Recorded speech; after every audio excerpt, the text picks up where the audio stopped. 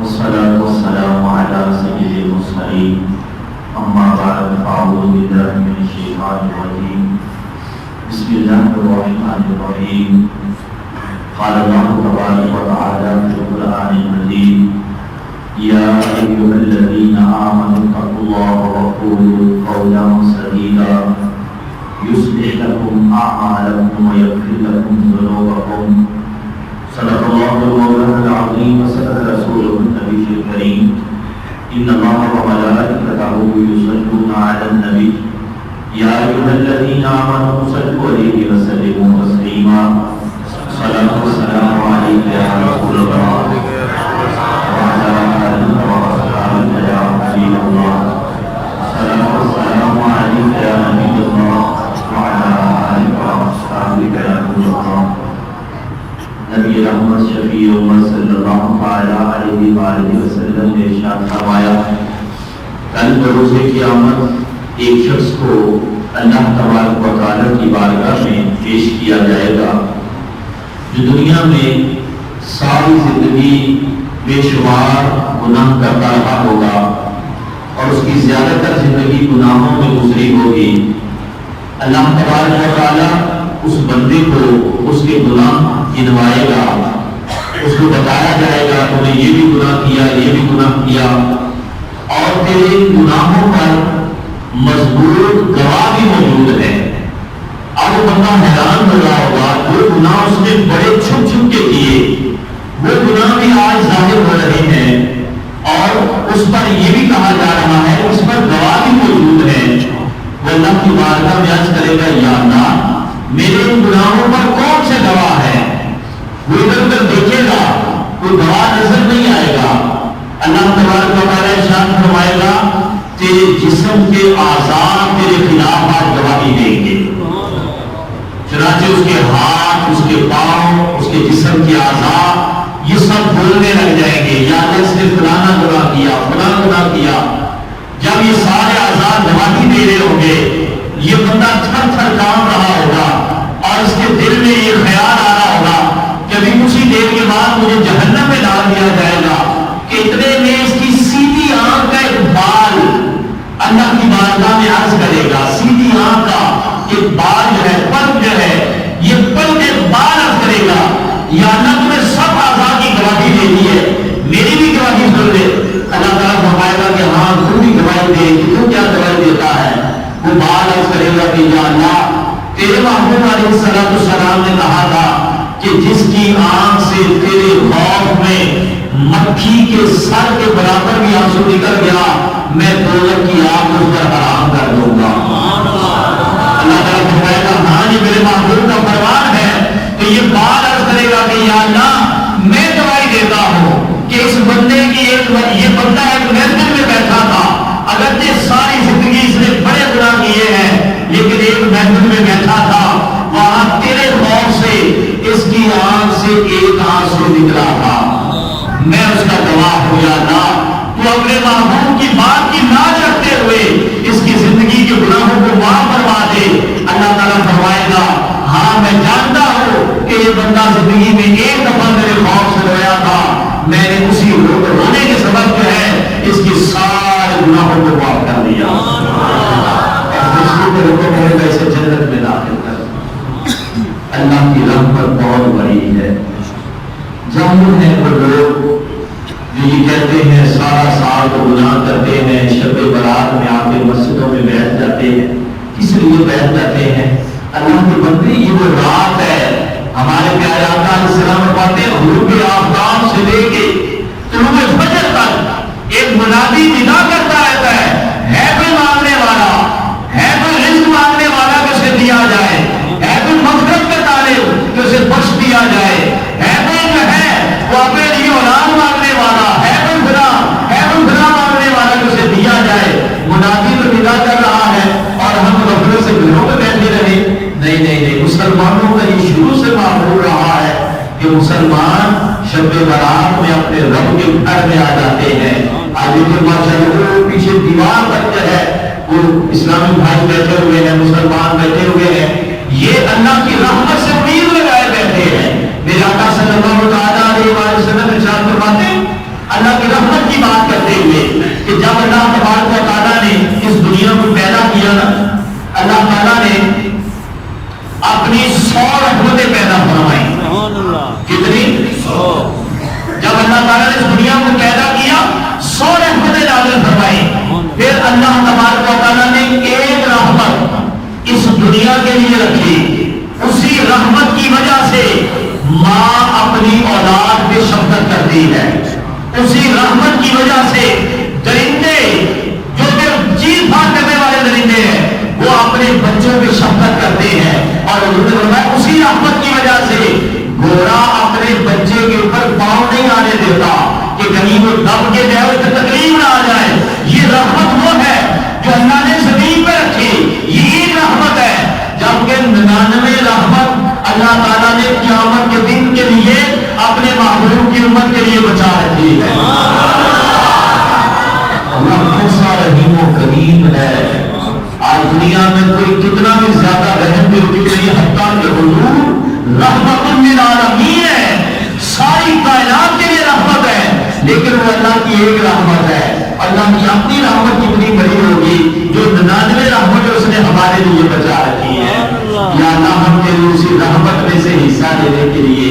آج کی رات میں تیرے گھر میں آئے بیٹھے، ہم سارے گناہ گار ہیں یا اللہ، ہم مانتے ہیں گناہ گار ہیں، ساری زندگی گناہوں میں گزرتی ہے، لیکن یا اللہ تیرے محبوب نے ہمیں موقع دیے ہیں، یہ راتیں ہیں، اس طرح کی نیک جو ہے وہ محافل ہوتی ہے جو بندے کے گناہوں کے لیے کفارہ بن جاتی ہے۔ وہ ایک بزرگ تھے نا، وہ بیان کر رہے تھے، بیان کرتے کرتے اچانک بات کر ایسا ہوتا ہے کوئی بندہ کسی کو جوش آتا ہے، وہ نعرہ لگا دیتا ہے یا کوئی ایسی بات کر دیتا ہے،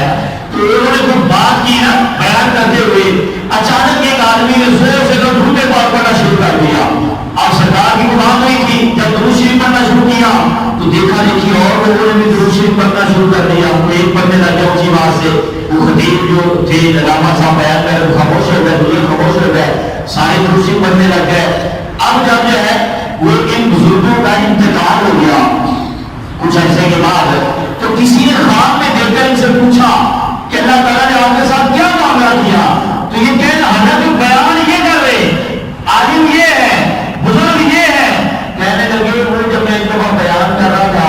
ایک بندے نے محبت میں آ گئی تب اونچی آواز سے درود شریف پڑھا اور اس کو دیکھا دیکھی باقی لوگ بھی درود شریف پڑھنے لگ گئے، اللہ تعالیٰ کو اس کا درود شریف پڑھنا اتنا پسند آیا، اللہ تعالیٰ نے اس کی برکت سے میری بھی اور سب کی مغفرت فرما دی۔ اللہ تعالیٰ بڑا رحیم و کریم ہے،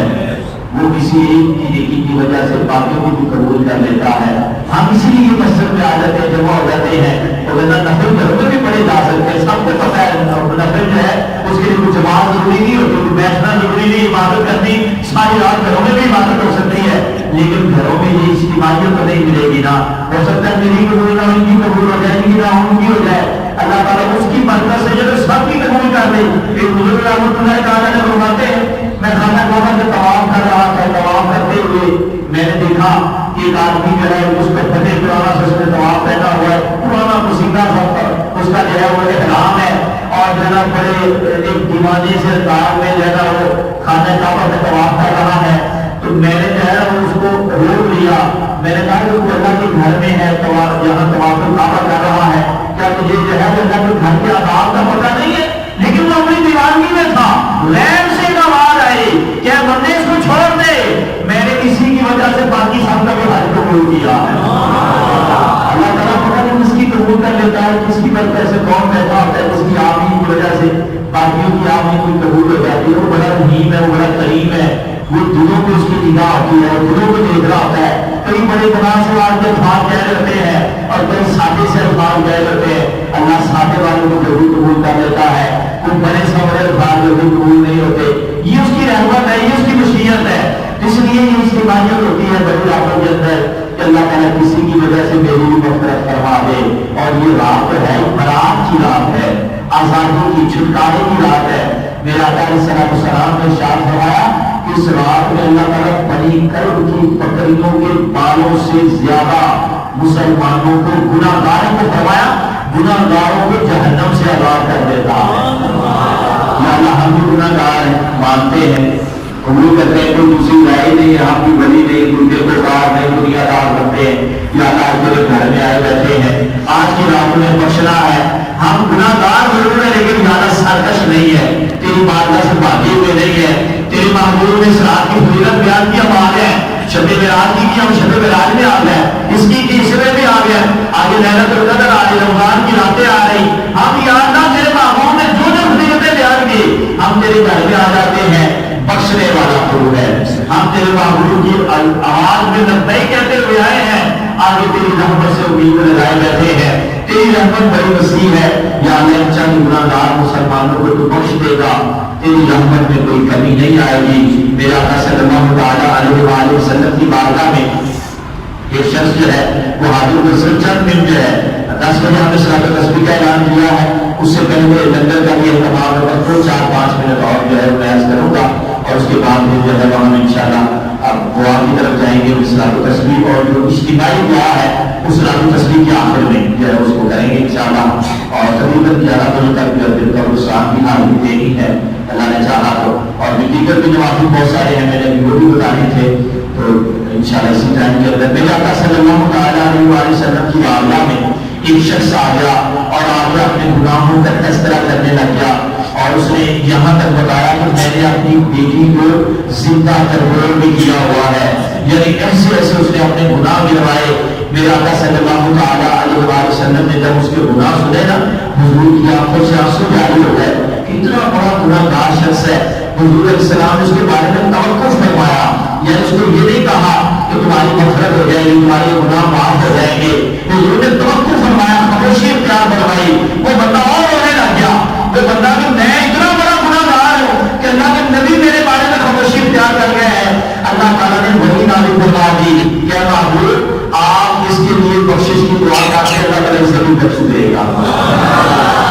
ہر سے بڑا گناہ گار جو ہے حضور کی بارگاہ میں آ جائے، حضور اللہ کی بارگاہ میں سماج کرنے تو اللہ تعالیٰ بخش دیتا ہے۔ سب سے آخری جنتی میرے آقا علیہ السلام فرماتے ہیں ایک جنت ہے ایک دوزخ ہے، ایک درمیان میں جگہ ہے جسے آرام کہا جاتا ہے۔ کیا کہا جاتا ہے؟ آرام۔ سورہ آرام 8ویں پارے میں شروع ہوتی ہے، 9ویں پارے میں جا کے ختم ہوتی ہے۔ آرام اس میں اس کا پورا تذکرہ ہے۔ آرام وہ جگہ ہے جو جنت اور دوزخ کے علاوہ ہے، وہاں کون ہوں گے اس میں مختلف روایتیں ہیں، طویل پوری بحث ہے الگ سے۔ بہرحال آرام میں بعد میں بات جن کی نیکیاں اور بدیاں برابر ہوگی وہ آرام میں رہیں گے۔ بعد نے کہا کہ مسلمانوں کو جو لگانے بچے فوت ہو جاتے ہیں کہ آرام میں رہیں گے۔ بعد نے کہا کہ جو مسلمان جنات ہیں وہ آرام میں رہیں گے۔ بعد نے کہا کہ جو کافروں کے چھوٹے بچے فوت ہو جاتے ہیں جن کے کوئی گناہ نہیں ہوتے وہ آرام میں رہیں گے۔ بعد سے مختلف اقوال ہیں، مختلف اس میں جو ہے علماء کی تفاسیر ہے۔ تو آرام جو سب سے آخری جنتی ہوگا، میرے آقا علیہ السلام نے ارشاد فرمایا کہ وہ آرام میں بیٹھا ہوگا، جہاں سے اسے جنت کی نعمتیں اسے نظر آ رہی ہوگی، وہ اللہ تعالیٰ کی رحمت سے امید لگائے رہے گا کہ یا اللہ تم نے سب کو جنت میں بھیج دیا ہے، میں یہاں پہ پڑا ہوں ایک بندہ، اگر تھوڑا سا اور مجھے جنت کی قریب کر دے، ذرا دروازے کے قریب ہو جاؤ، کچھ باتیں باتیں بھی سنوں گا، دیکھ لگا ہوں کچھ ان کی باتیں سنوں گا، دل لگا رہے گا۔ اللہ تعالیٰ فرمائے گا تجھے اگر جنت کے دروازے کے قریب کر دیا جائے اور تو نہیں مانگے گا، وہ اللہ جی کی بریائی کی مجھے قسم ہے میں اور نہیں مانگوں گا، وہ چلا جائے گا، اسے رشتے وہاں لے جائیں گے، جنت کے تھوڑا قریب ہو جائے گا، پاپوں کی آواز آنے لگ جائے گی، جنتی آتے جاتے اسے نظر آئیں گے۔ آپ اللہ کی بارگاہ میں عرض کرے گا کہ یا اللہ یہ جنتی جو آ جا رہے ہیں کہ آوازیں آتی ہیں کہ تھوڑا اور قریب ہو جاؤ، جنت کے دروازے کے بعد چوکھٹ کے بعد چلا جائے، اندر میرے نہ بھیجنا، چوکھٹ کے بعد بھیج دے یا اللہ، تو میں ذرا جنت کو دیکھوں گا، جھانک کے دیکھ لیا کروں گا۔ اللہ تعالیٰ مسکرائے گا جیسا اس کی شان کے لائق ہے، اور فرمائے گا بندے تو تجھے وہاں پہ تو اور تو نہیں مانگے گا، وہ بندہ کرے گا اللہ تیری کی بریائی کی قسم اور نہیں مانگوں گا۔ اللہ تعالیٰ فرشتوں کو کہتے ہیں فرشتے جنت کے بالکل چوکھٹ کے پاس اسے لے جائیں گے، کچھ ایسا وہاں گزرے گا، پھر عرض کرے گا یا اللہ جنت میں بیٹھنے کے لیے تھوڑی سی جگہ دے دیں گے، بس بیٹھا رہوں میں سیر پہ، کہیں آؤں جاؤں گا نہیں، کوئی خواہش نہیں کروں گا، تھوڑی سی بیٹھنے کی جگہ دے دے۔ اگر جنت میں جگہ مل جائے تو تیری رحمت میں وہ کمی تھوڑی آ رہی ہے، بہت بڑی تیری رحمت ہے۔ تو یہ اللہ تعالیٰ کی رحمت کو مارنے والی چیز ہے کہ اللہ تعالیٰ کی رحمت کو مارا جائے، اللہ تعالیٰ کی رحمت جوش میں آتی ہے، اللہ تعالیٰ کی رحمت طلب کرنی چاہیے۔ اللہ تعالیٰ گیا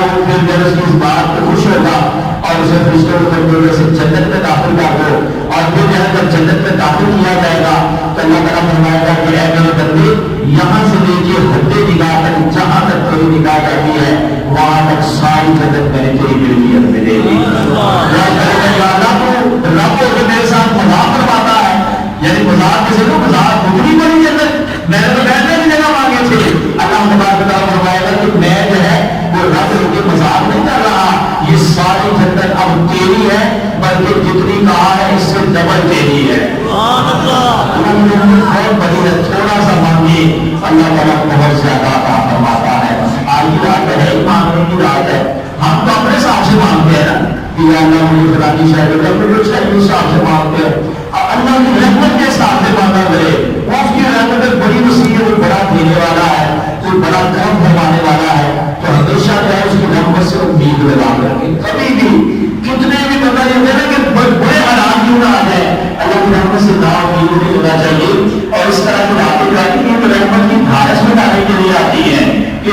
جب اتنے بڑے بڑے گناہگار مجھ سے جا رہے ہیں میں بھی بہت بڑا گناہگار ہوں لیکن یا اللہ ہوں کیا کرتا تیری بات بولتا ہوں کبھی تیری رحمت سے امید لگائی ہے یا اللہ تو مجھے بھی بخش دے. اللہ تعالیٰ کی رحمت بہت بڑی ہے وہ بخش دیتا ہے وہ رحم کرواتا ہے. اور حضور نے فرمایا جب اللہ تعالیٰ اپنے کسی بندے کو بخش دیتا ہے جب اسے گناہوں کو بتا دیتا ہے پھر جو فرشتے نکلے ہوتے ہیں پھر جو آزاد گواہ ہوتے ہیں اللہ تعالیٰ ان فرشتوں کو بھی بلا دیتا ہے. ان کو بھی یاد نہیں رہتا ان کے جو رجسٹر ہے وہاں سے بھی بحث کر دیا جاتا ہے نکال دیا جاتا ہے. کل قیامت والے دن آئے گا اللہ تعالیٰ ستار ہے چھپاتا ہے گناہوں کو چھپانے والا ہے. کل قیامت والے دن اللہ لائے گا اس کے بعد بھی کوئی گواہ قائم نہیں ہوگا اس بندے نے سچی توبہ کی ہوئی تھی. آخری بات عرض کروں گا حضرت بہاؤالدین صدریہ ملتانی رحمۃ اللہ تعالیٰ علیہ اپنی مسجد میں بیٹھے ہوئے تھے نماز کے بعد خوف خدا کا غلبہ ہوا. اللہ تعالیٰ ایسے بیٹھے کسی کے مناقبے میں بزرگ جاتے ہیں تو آپ اچانک جب اٹھے وہاں سے حجرے میں چلے گئے جا کے سارے بتا ہونے لگ گئے اندر سے کٹی لگا رہی بڑی ہونے کی آوازیں آ رہی ہیں. البرم جو ہے وہ دستک دے رہے ہیں کہ حضور کیا ہو رہا ہے دقت سے اٹھ کے چلے گئے ہیں دستک دے رہے ہیں. آپ کے پوتے شاہ ابن عالم رحمۃ اللہ علیہ بہاؤالدین صدریہ پوتے ہیں شاہ ابن عالم رحمۃ اللہ ہے ان کو لایا وہ چھوٹے بچے تھے ابھی انہوں نے آپ کو دروازہ کر لایا دادا جان دروازہ کر رہے کیا ہو گیا دادا جان ان بچوں کی جو ہے نا وہ آواز ایک عام طور پر ذرا سا دل کو جلدی نرم کرتی ہے تو حضرت بہاؤالدین صدریہ رحمۃ اللہ علیہ نے دروازہ کھولا تو آپ کی آنکھیں رو کی سوکھ چکی تھی اور جہاں پہ آپ نے سجدہ کیا ہوا تھا وہاں پہ آپ کے آنسو ایسے پانی کھڑا ہوا تھا اتنا آپ رو رہے تھے. تو کسی نے پوچھا کہ حضور ہوا کیا اتنا کیوں رو رہے ہیں؟ فرمایا کہ جب میں نے مراقبہ کیا نا تو میں نے دیکھا میں ایک انسان کو دیکھا کہ ایک بندہ تھا اس کا نام بھی بہاؤالدین تھا ان کا نام بھی بہاؤالدین صدریہ ملتانی اس کا نام بھی بہاؤالدین تھا. وہ بندہ جو ہے وہ بڑا نیکوکار آدمی تھا اسے اللہ کی بارگاہ میں پیش کیا گیا پھر اللہ تبارک و تعالیٰ نے فرمایا کہ جا میں تیری کوئی نیکی قبول نہیں کرتا تو نے میرے ساتھ سرکشی کی یہ سرکشی کی تو نیکیاں کرتا تھا لیکن ساتھ سرکشی کرتا تھا تکبر کرتا تھا غرور کرتا تھا میں نے تیرے سارے نیک اعمال ضائع کر دیے. فرماتے کے پاس میں نے جب اس بندے کا یہ حساب دیکھا اس کا نام بھی بہاؤالدین تھا میرا نام بھی بہاؤالدین ہے. میں ڈر گیا کہیں کا قیامت میں ایسا ہو میں بھی آؤں میری نیکیاں تو میرے منہ پہ نہ دے ماری جائے. سرکشی نہیں ہونی چاہیے تکبر نہیں ہونا چاہیے. اگر کچھ آپ نمازیں پڑھ لیں تو کسی کو نقصان نہیں کر دے. اگر میں کوئی دوسری پڑھ رہا ہوں کسی کو نقصان نہیں کر رہا. اگر کوئی تلاوت قرآن کر رہا ہوں کسی کو نقصان نہیں ہے. یہ اپنی قدر اور آخرت کے لیے کر رہے ہیں. علم اور عبادت بندے کے اندر عاجزی لے کے آتی ہے تکبر نہیں لے کے آتی. جو یہ کہتے ہیں کہ علم لوگوں سے آتا ہے تکبر آتا ہے تو وہ شیطانی علم ہوتا ہے. علم عاجزی لے کے آتا ہے عبادت عاجزی لے کے آتی ہے. تو اپنے اندر عاجزی پیدا کریں. یہ رات اس بات کا بھی ٹیسٹ دینے والی ہے کہ اپنے اندر عاجزی رکھیں. اللہ تبارک و تعالیٰ عاجزی والے کو پسند کرتا ہے اور عاجزی والے کی غلطیوں کو بھی معاف کروا دیتا ہے. اللہ تبارک و تعالیٰ ہم سب کی مغفرت فرمائے. جتنے دوست احباب تشریف لائے بڑے بچے بوڑھے اللہ ہم سب کے گناہوں کو معاف فرمائے. جنت الفردوس میں اللہ تعالیٰ ہم سب کے مرحومین کو اعلیٰ مقام عطا فرمائے. آمین بجاہ نبی امین صلی اللہ علیہ وسلم.